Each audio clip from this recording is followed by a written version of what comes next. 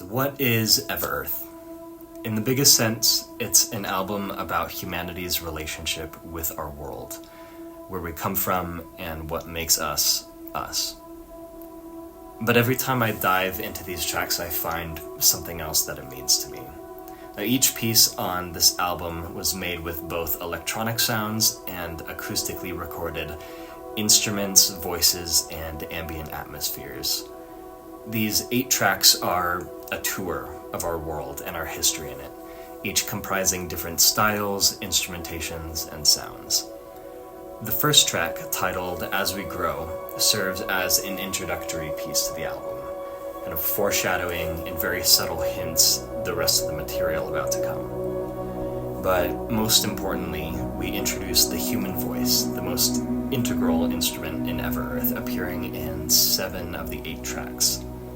For this, I collaborated with vocalist Anna Worlund to record this part together, and the Swahili text translates to On Earth Forever, a theme that will come full circle by the album's end.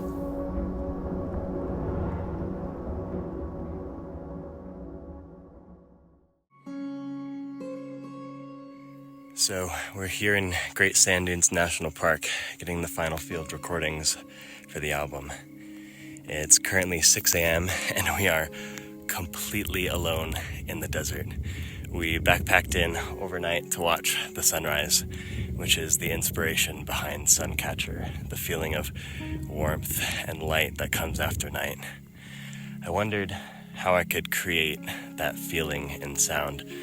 What does sunlight sound like? I feel like it's nuanced, it's powerful and gentle, all at the same time. In track 2, the sound of crickets and nighttime give way to this glorious chorus of shimmering sounds like aleatoric guitar notes as the random iridescent reflections of a suncatcher's glass prisms.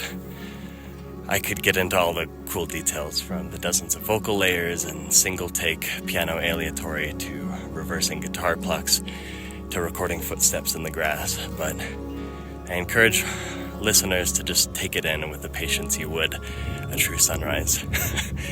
It's moments like this that strike me with wonder, that we get to watch our entire planet rotate, turning each day back to the sun, our bringer of life.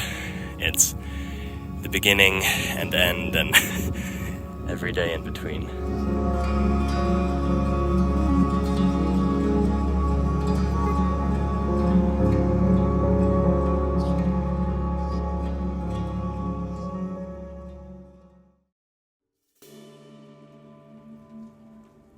So it's recording day with our drummer Nathan for tracks 3 and 8. This is one of the last recording sessions I have to finish the audio. I'm super excited. Today we're recording samples of A Single Seed, which I see as a reflection of our connection to plants and agriculture, taking us back to the earliest days of cultivating land in the Fertile Crescent. I recently began learning the Armenian duduk, which is actually the oldest double reed instrument in the world. It's made from apricot wood grown in the Middle East, cradle of civilization, and it provides this whispering, ancient sound to the track. Just gonna start setting up audio equipment here. But our dependence on agriculture deepens our dependence on water. So you'll also hear recorded rain as well as animal calls recorded by the human voice, kind of a remnant of our hunting and gathering age. So we had a great recording session with Nathan, and what I'm doing now is sorting through these aleatoric cymbal rattles and lining it up with thunder cracks from our rain audio. So if you take a listen,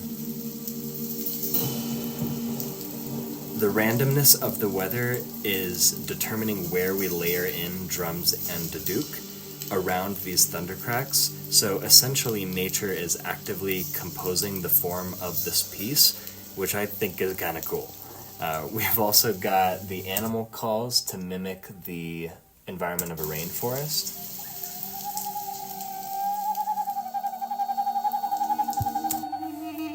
then of course we have drums and the duduk, an instrument that I've absolutely fallen in love with.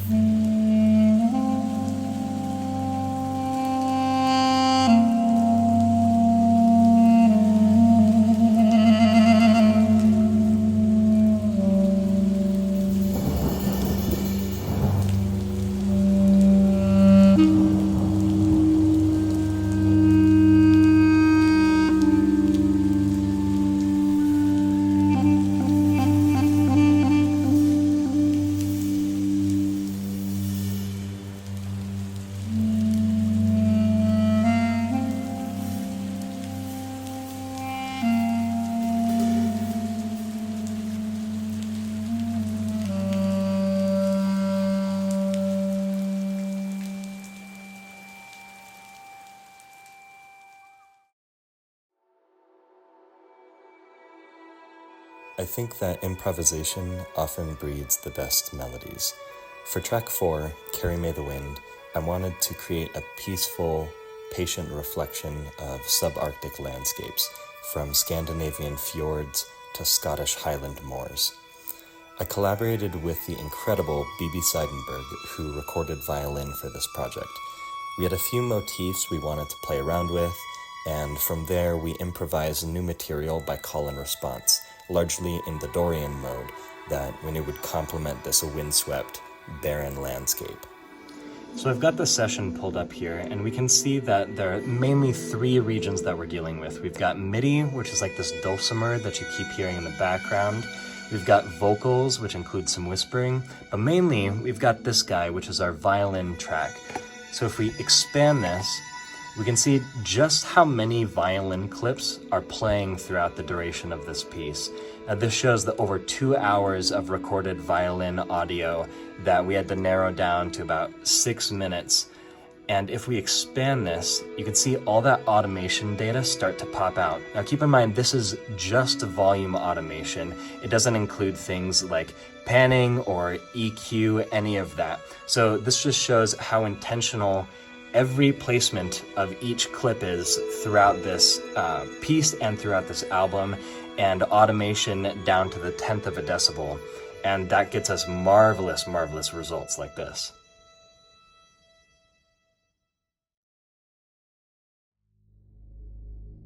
How much emotion can you get from as few notes as possible? I think that was a guiding question on this one. In a 1920 speech, FDR spoke about what it means to be an American and the dangers of political partisanship. A speech all too poignant today. Lately, I've noticed this heavy weight, this loss of innocence, and I wanted to tap into that nostalgia of my own childhood by sampling dialogue from the 1939 Wizard of Oz, kind of a staple of my younger years and a sound that I associate with simpler times, though the older me knows that the 1930s were anything but that. Still, I'm drawn to that escapism, contrasted with the stark reality of FDR's speech 2 decades earlier. I'm faced with this duel between the two, and I wanted to spend time in that space, dealing with the discomfort, the sadness, the ache of losing that time when I saw the world in a kinder light, like it had a sepia or Polaroid filter over it. I knew from the start that I wanted the piano to be one continuous take, which means that there are mistakes and inconsistencies, but I felt like this track deserved that level of honesty. You know, I worried while working on this project that the piece wasn't something I should be sharing, that it didn't sound like me, but I wrote it, so it is me. It may not make sense to others, but I think I'm okay with that now. It takes me years back to the Dunegrass of the Great Lakes, and I feel like for a moment I can see the world in Polaroid.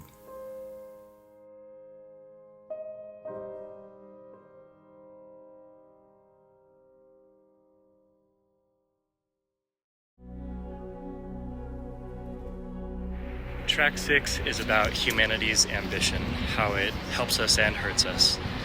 I think in our pursuit of advancement, which is necessary for our survival and an overall good, sometimes feels that we can fly a little too close to the sun before we can get a handle on what we've created. Hence the title of track 6, Icarus. So I wanted to create this feeling of flying, of the power of the sun through objects that we've created throughout history. Anything that could make a fluttering sound, from clothing to pages of books to plastic bags. And what happens when we put it all together sounds like this flock of birds taking off. If you add some Spitfire audio samples in there.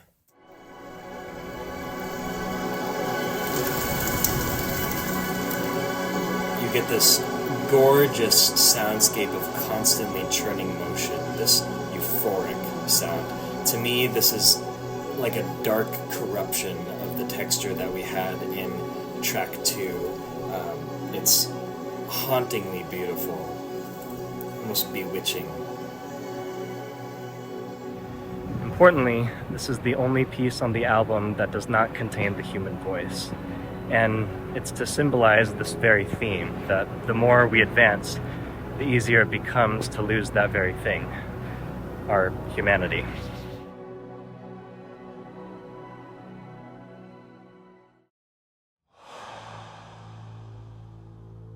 Track 7, Torotoro, is about human exploration, specifically inspired by our seafaring history.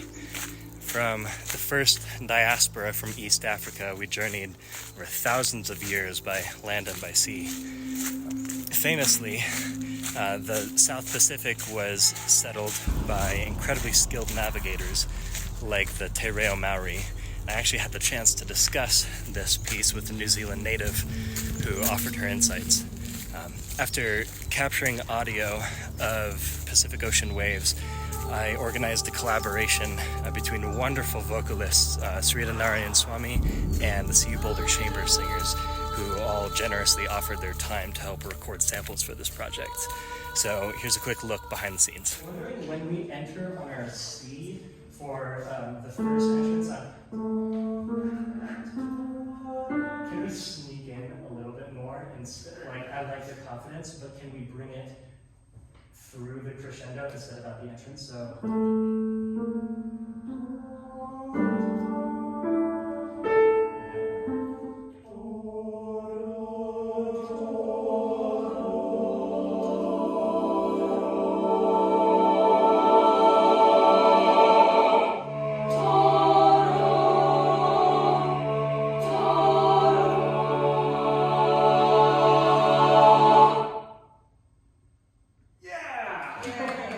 So what's happening in the middle of this piece? We've got this ethereal drone section. And what that actually is soprano recorded over on itself dozens of times. Right here we've got Anna singing a pure note that we can turn into a chord that sounds like a synth that we can layer with everything else.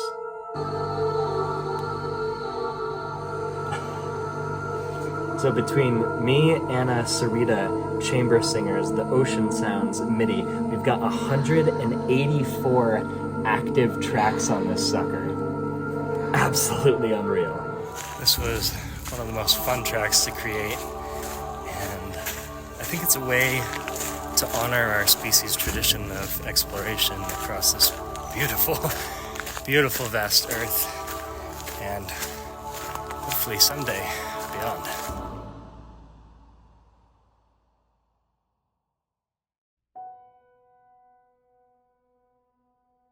This project has been an incredibly complex but rewarding endeavor. 9 months of recording and editing audio, constantly looking for new ways to reach outside my comfort zone and make music in a way that was genuine and meaningful to me. It would have been easy to throw some ambient noises together with a synthesizer and call it good, but I hope that this has shown that Everearth is so much more than that. Above all, it's an expression of the overwhelming love that I have for our collective home. The final track is a celebration of all that came before it. each collaborator featured here in a grand finale. Over 20 musicians contributed their talents to this album, and several others supported along the way. This is nothing like I've ever created before, and I'm overjoyed to finally share it. As Carl Sagan once said regarding Voyager's famous distant photo of our Earth, it underscores our responsibility to deal more kindly with one another, and to preserve and cherish the pale blue dot, the only home we've ever known. And with that, I present to you Everearth.